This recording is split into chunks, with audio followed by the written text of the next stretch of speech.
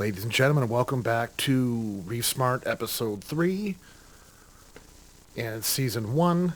And today we are talking about something that a lot of people don't do or fully complete, something that is near and dear to my heart, and something that has made a massive difference for every person that has done this thoroughly. And that is plan your reef. Understand why you're having a tank, but also understand what you may want to do in the future. People get into reef tanks for two reasons. One, they love fish, or they love coral. I'm of the second persuasion. I love fish a little bit. Coral's my passion.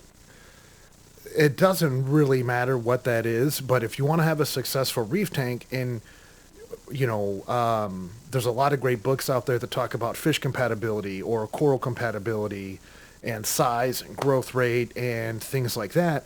Those are going to be factors that you want to consider when you set up a tank. Perfect example is, I have known more than a few people that like, I want this fish, but they only want to buy a tank that is half the size of the aquarium that is the minimum, and again, emphasize minimum recommended size for that fish.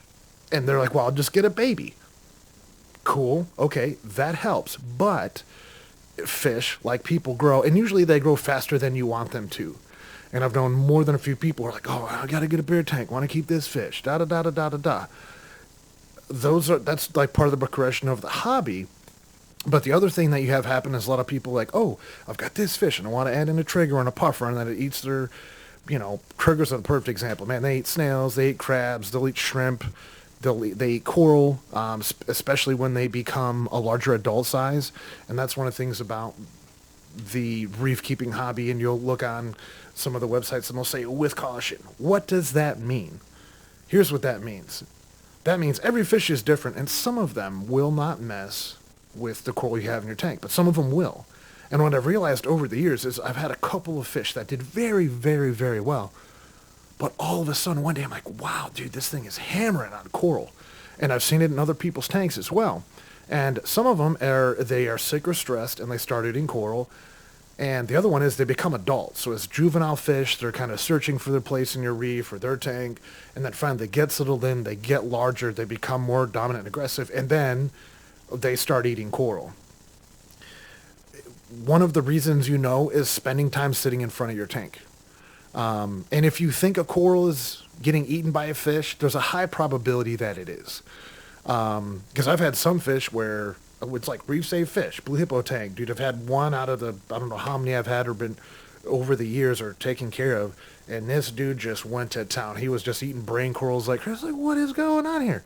Don't know why. It's just this one random outlier. He went rogue and chewed stuff down.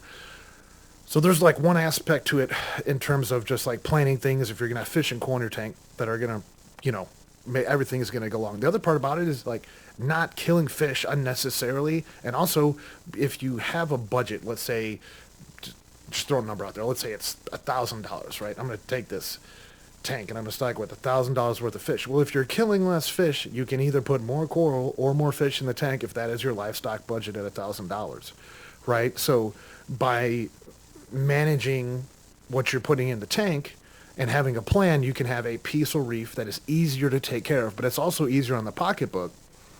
And the other part about it is then you can learn like certain fish you can get that are tank raised. They're going to be naturally more healthy and vibrant in a tank because they have grown up in an aquarium versus being pulled out of the ocean, sent to a wholesaler, shipped to another wholesaler distributor, then sent to a store, and then put in your tank. So, and then we'll also talk, it's just kind of a difficult topic when you get into it, but the order that you put fish in. So, people disagree with me, and you know what, screw you, you're wrong. Everyone's like, put one fish in, put another fish in. No, you should put like half of your fish in at one time and then put the other half of your fish in.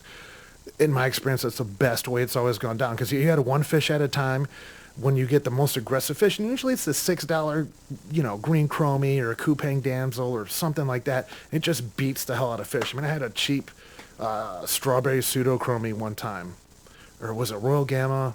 One of those two. But it destroyed. I had a gorgeous school anthias in the tank. Put the anthias in first. Dude, the pseudo-chromie got in there.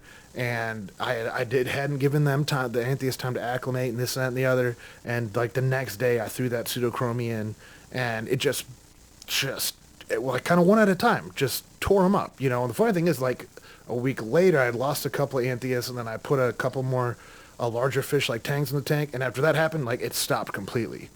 So, you know, again, planning, and part of that is where you're getting your fish from. If it's a local store, whatever, they can help you do that. But having a list of all the fish you want to put in the tank, all the list of all the corals you want to put in the tank.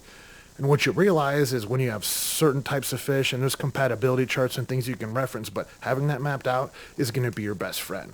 And then have a backup list. Hey, if I can't find one of these, or they've gotten very expensive, yellow tang's a perfect example. It used to be like a relatively cheap staple tang. No, it's not. Is definitely a higher end tang that you just don't see as often because the price went up several 100%, you know, in a very short time period. So anyway, when you're thinking about that, take the time, especially you're looking at getting a tank. You know, it's important to like set budgets for these things and also understand that, hey, if this is on sale and this is on sale, I'm going to go ahead and pick it up, you know, things like that. So just the conscientious awareness and planning will really serve you well in the long term.